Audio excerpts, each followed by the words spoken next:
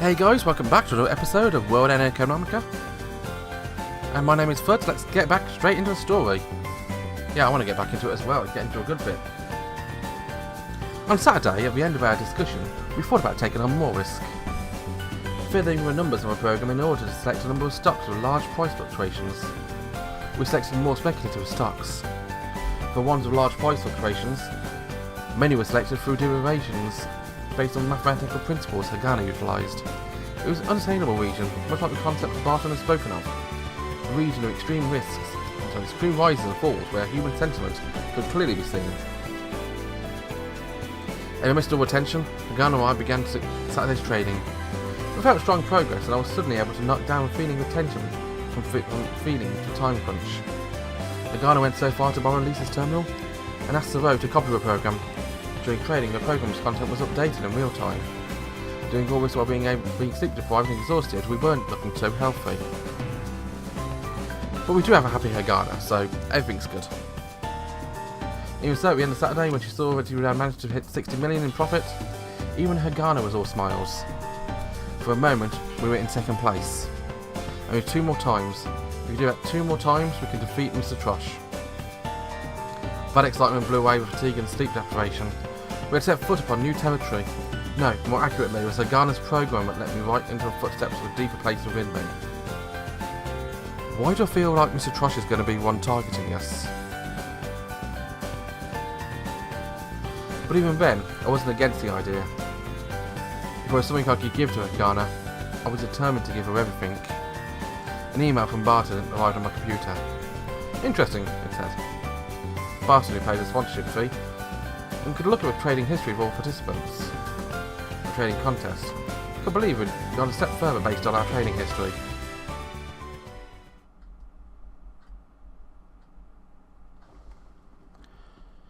Saturday night, that excitement was a helping hand as Hagana and I researched stocks and updated her program in my room until 3 in the morning.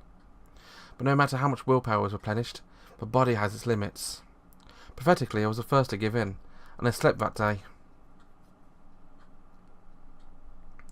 Hagana said she had more things to think about and got up, but given how often it already happened thus far, I paid her no heed and continued to sleep. Light fell upon the desk as Hagana tapped her terminal, but the quarter sleep was enough that I paid absolutely no heed to it as I slipped back into my unconsciousness.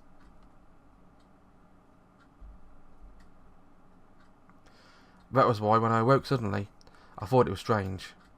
I figured I'd neglected to go out and use the toilet, but I realised that wasn't the case as I heard the sound of someone sleeping nearby, and it wasn't me.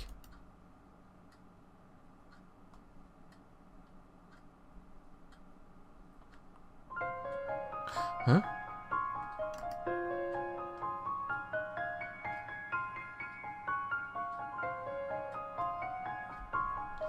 That's adorable. I wasn't sure whether I was half asleep or not, but what I did know was that Hagana had got to my bed. I was sleeping next to me. Or rather, I wasn't sure if next to me was the right way of describing the situation. Hagana's hands were tucked close to her body as she slept like a baby in a fetal position. Her face was above my right shoulder. Her forehead was against my cheek. Her right hand clutched my pyjamas. The side of her foot was on top of mine. Hagana's body temperature was rather high, enough for me to wonder if she might have a fever. And more so than it just being abnormal. A high body temperature was similar to that of an infant. That was why, I suppose. Well, I was surprised when I realised she was sleeping next to me. I didn't think of anything beyond that. Besides, I wasn't exactly filled with guilt about it. I was more filled with a notion of hopefully not waking up Hagana, as well as a sense of happiness. It was the first time I'd known how comfortable it was to be attached to someone like this.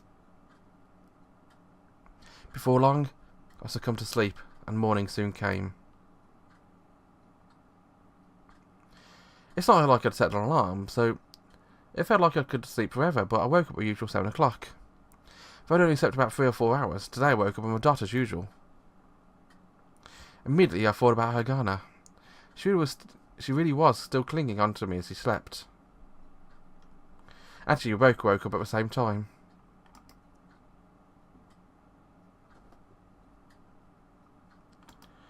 I think Hagana and Hal make a cute couple, actually. Don't you reckon?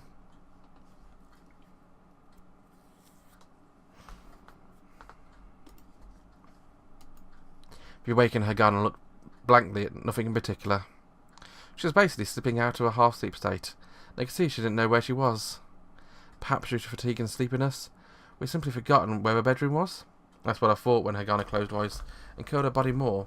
When she yawned loudly and looked at me, it was rather close to her. Her usually intense look in her eyes, she spoke. Your snoring is loud. Anger and a strange kind of happiness were hanging dangerously over the room. The only reason an accident didn't occur was that Hagana quickly, or rather a bit too quickly, slipped out of bed. In the morning light, Hagana's beautiful hair fell smoothly along her back. I had a strand of bed hair.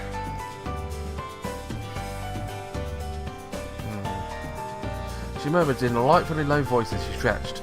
I could see the line of her body clearly as the pyjamas rustled. Hagana's body heat lingering in the futon, as did a fragrance which was clearly not from shampoo or body soap.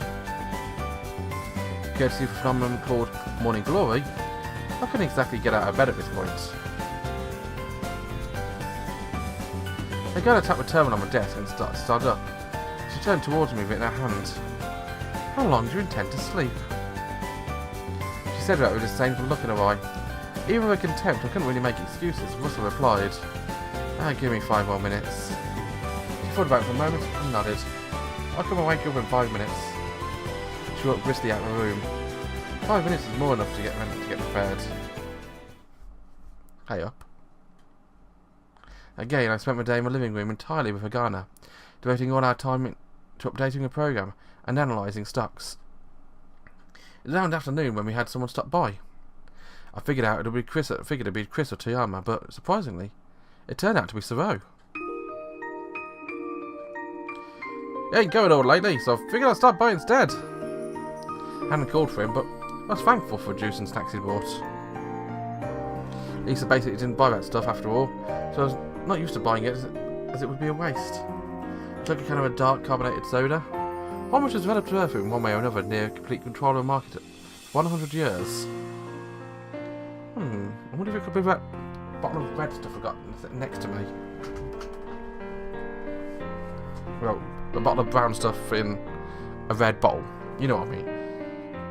You know about fizzy carbonated beverage I'm talking about.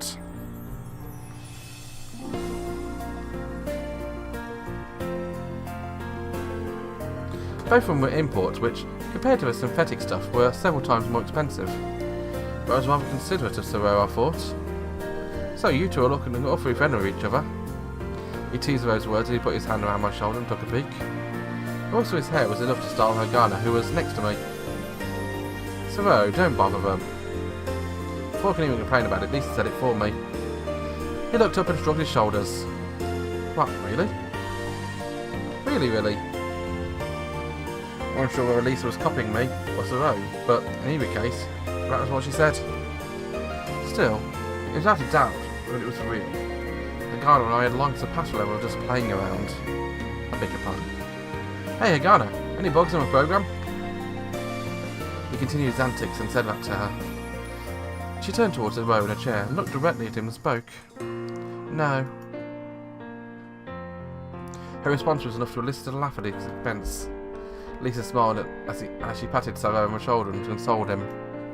But as Hagana was in the midst of turning her back towards the terminal, she realised something and stopped her and spoke. It's an impressive level of completeness, in my opinion. Looked up and to see Saro staring blankly when, like a good responsible adult, he was smiling ear to ear. Next to him, Lisa had a gentle smile on her face as Hagana turned back to what she was working on. One way or another, everything was in front of us as we moved forward. Well, with that said, we'll be getting out of your way then. Man, after taking time to come by too. Oh my, are you saying you aren't satisfied with my company? And that's what Saro and Lisa talked about. Perhaps owing to the fact we were around the same age, Lisa seemed to be speaking more frankly than usual. That's not it, but there's some excitement of getting to know one for the first time though.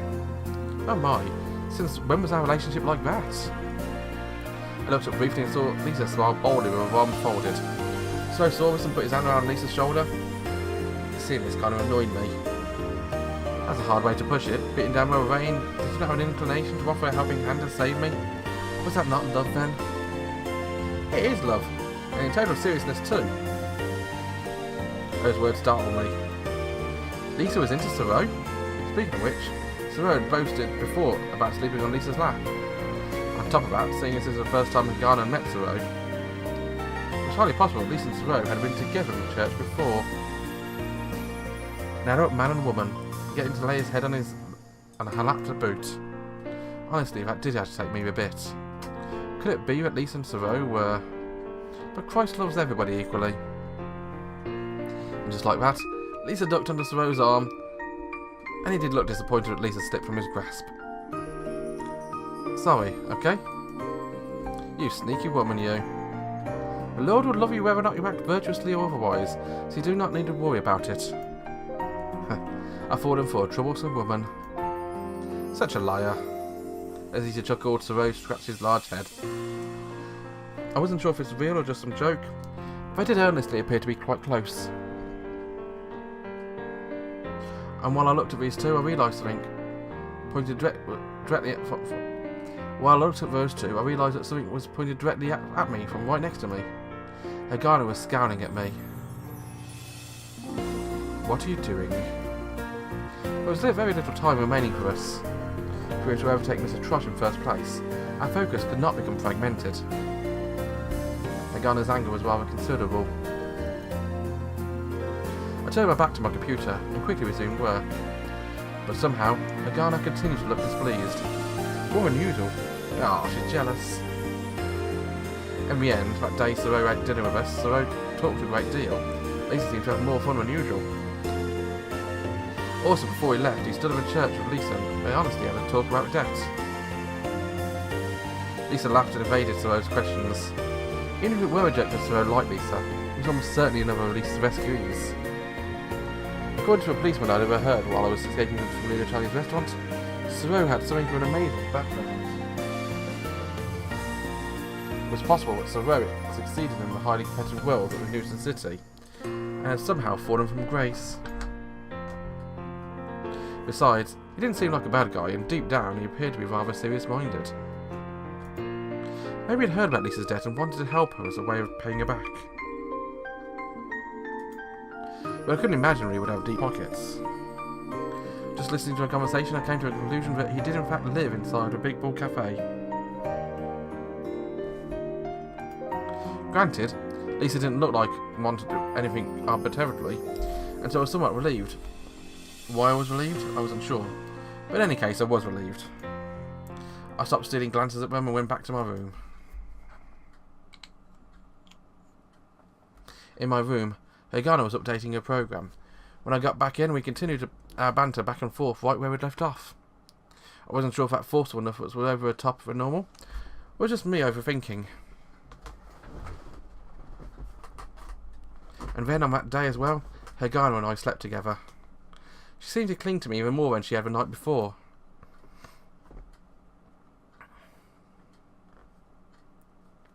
Starting from the following Monday, there would only be 3 days left of trading.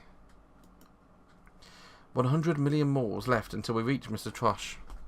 Profits from one day, 30 million, 30 million, and 40 would be enough. It can be done. It will be done. That enthusiasm, trading began.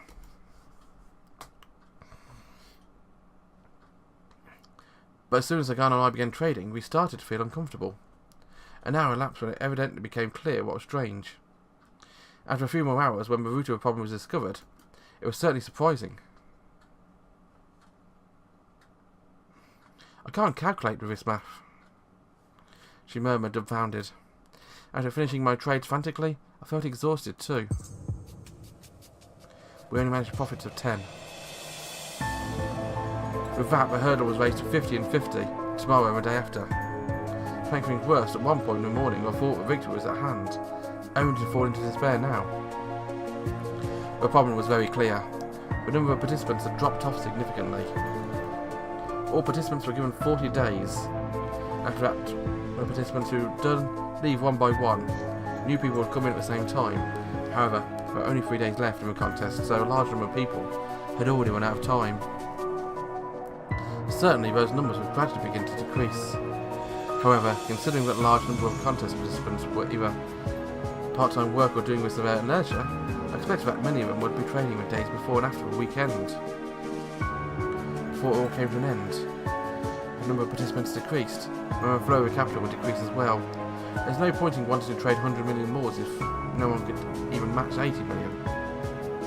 The girl and I managed to reach 260 in funds, and with the leverage of time of trading, I would turn into 780 more usable. Today, on Monday, the number of stocks we could throw those funds at diminished. By Tuesday and Wednesday, there was already a certainty that the flow of capital would have dried up. Which was bad. It would become an exceptionally bad situation. So bad, I decided to end the episode. Well, as ever, thank you very much for watching. My name is always Fuds. Unless I'm playing a game where it's not Fuds. But join me again next time for more from this bad situation. Bye bye.